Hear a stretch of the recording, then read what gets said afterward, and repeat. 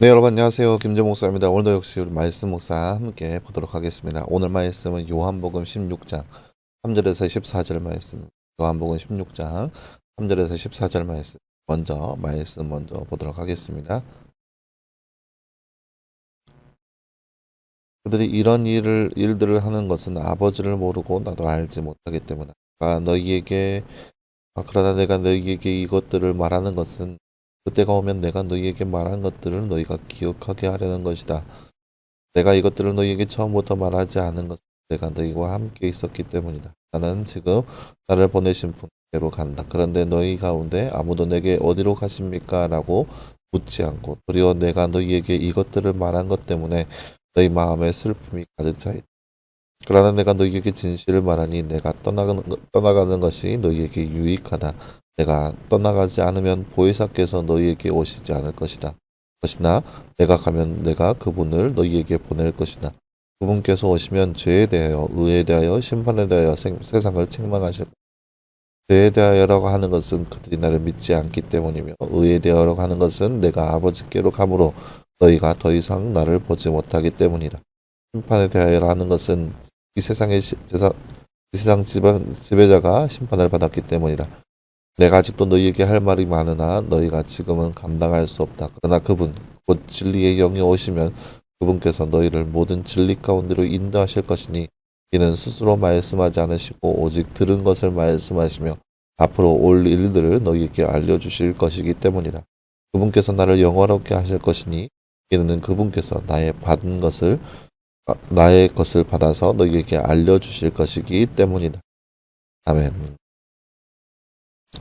네, 사랑하는 여러분, 오늘 말씀은 사도신경의 내용 중에서 성령을 믿사오며 라고 하는 그 성령에 대한 말씀이 바로 오늘 말씀의 내용이라 할 수 있겠습니다. 나눠주자 잠깐 볼까요? 말씀 읽고 빈칸에 알맞는 말을 넣어 말씀을 완성하세요. 띠 오시면 그분께서 너희의 모든 진리 가운데로 하실 것이니 이는 스스로 말씀하지 않으시고 오직 들은 것을 하시며 앞으로 올 일들을 너희에게 것이기 때문이다.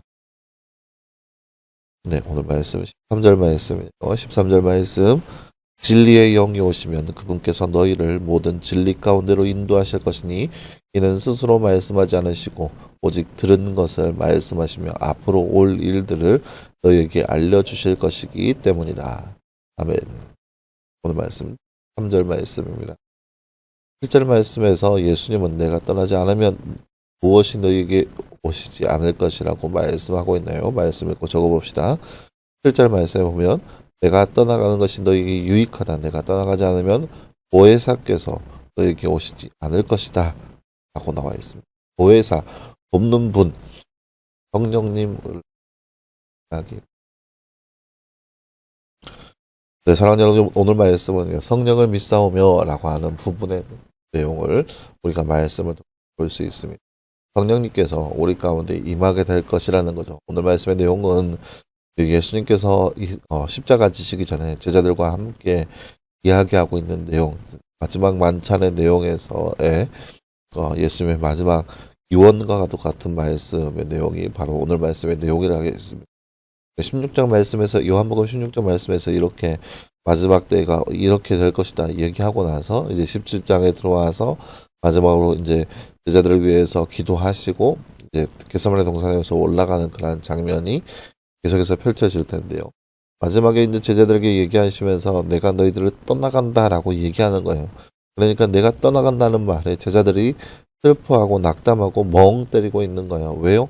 전혀 생각도 못한 일이기 때문에, 전혀 상상도 못한 일이었기 때문에 제자들은 멘붕에 왔죠. 어떻게 그렇게 할 수 있냐, 그렇게 될 수 있냐, 그런 일이 일어날 수 없다라고 생각하고 그렇게 여기고 있었던 거죠. 하지만 예수님께서 그들 가운데 얘기하는 것은 내가 너희들 곁에서 떠나간다는 말은 진짜이고 너희들에게 떠나가는 것이 오히려 너희에게 유익하다라는 거죠. 왜 유익하냐?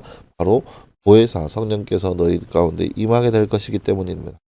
예수님께서 가셔서 이제 승천하셔서 보혜사를 그들 가운데 보내주실 것이기 때문입니다. 그래서 그들 가운데 유익하다라고 얘기하는 거죠.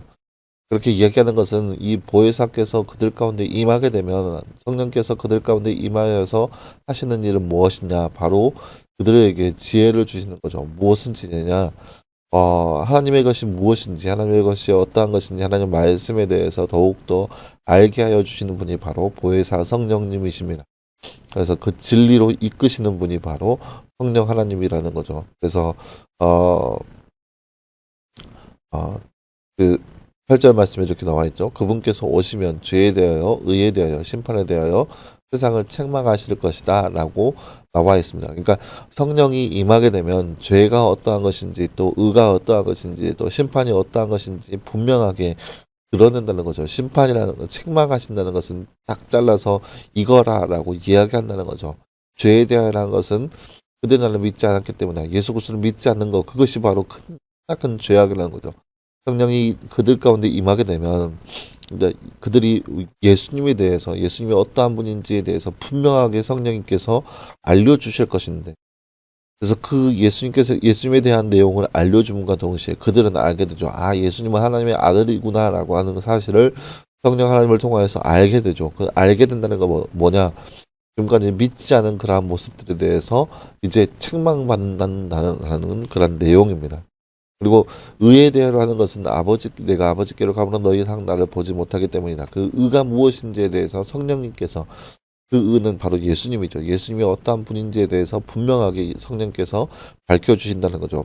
반면에 심판에 대하여라는 것은 이 세상 지배자가 심판을 받았기 때문이다.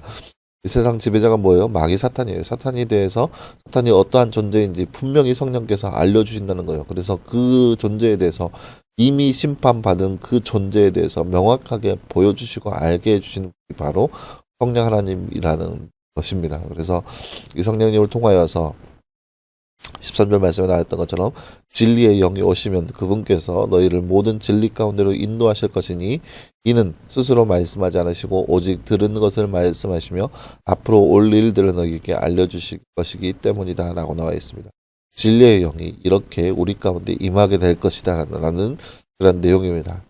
사랑하는 여러분, 오늘 말씀을 바라보면서 우리도 역시 이렇게 진리의 영, 성령님의 도우심을 받으면서 살아갈 수 있는 우리의 삶이 되기를 간절히 원합니다. 그냥 이 땅 가운데서 그냥 우리가 원하는 대로 우리의 지식과 우리의 능력으로 살아가는 것이 아니라 성령의 능력, 성령의 도우심을 받아서 우리가 진리가 무엇인지, 또 죄가 무엇인지, 또 의가 무엇인지, 그리고 심판에 대해서 무엇인지 명확하게 알고 그것을 위해서 살아갈 수 있는 삶, 그것을 더욱더 따르며 살아가는 삶, 그렇게 진리 안에 살아갈 수 있는 삶, 그런 삶이 바로 이 땅 가운데 저와 여러분의 삶이 되기를 간절히 소망합니다. 기도하겠습니다. 사랑하는 하나님 감사합니다. 주님, 오늘 말씀을 통하여서 우리가 진리의 영이 오시면 우리가 어떻게 되는지에 대해서 말씀을 통해서 바라보았습니다. 성령이 우리 가운데 임하시면 죄에 대해서, 의에 대해서, 심판에 대해서 명확하게 알려주신다는 것을 우리가 말씀을 통해서 바라보았습니다. 그래도 이처럼 이 땅 가운데 살아가면서 성령 하나님의 도우심을 받아서 땅에서 그저 그렇게 아무렇게나 살아가는 것이 아니라 성령의 도우심을 따라서 죄에 대해서, 의에 대해서, 심판에 대해서 무엇인지 명확하게 알고 그것을 위해 살아갈 수 있는 우리의 삶 될 수 있도록, 오직 우리의 삶이 하나님을 위한 삶을 살 수 있도록 우리 가운데 역사하여 주시옵소서. 이 모든 말씀 감사드리며 살아계신 예수님의 이름으로 기도하였습니다. 아멘. 네, 사랑하는 여러분 감사합니다. 오늘 하루도 늘 말씀에서 승리할 수 있는 저와 여러분 되기를 간절히 소망합니다. 내일은 주말이고요. 네, 주일날 함께 모여서 함께 예배할 수 있는 그런 시간이 되기를 간절히 소망합니다. 말씀 묵상원 월요일날 계속 진행됩니다. 말씀 묵상 끝까지 잊지 않고 끝까지 인내하면서 유지할 수 있는 우리의 모습이 되기를 간절히 소망합니다. 여러분 수고했고요. 주일날 예배 시간에, 그리고 말씀 묵상은 월요일날 다시 보도록 하겠습니다. 여러분 수고했습니다.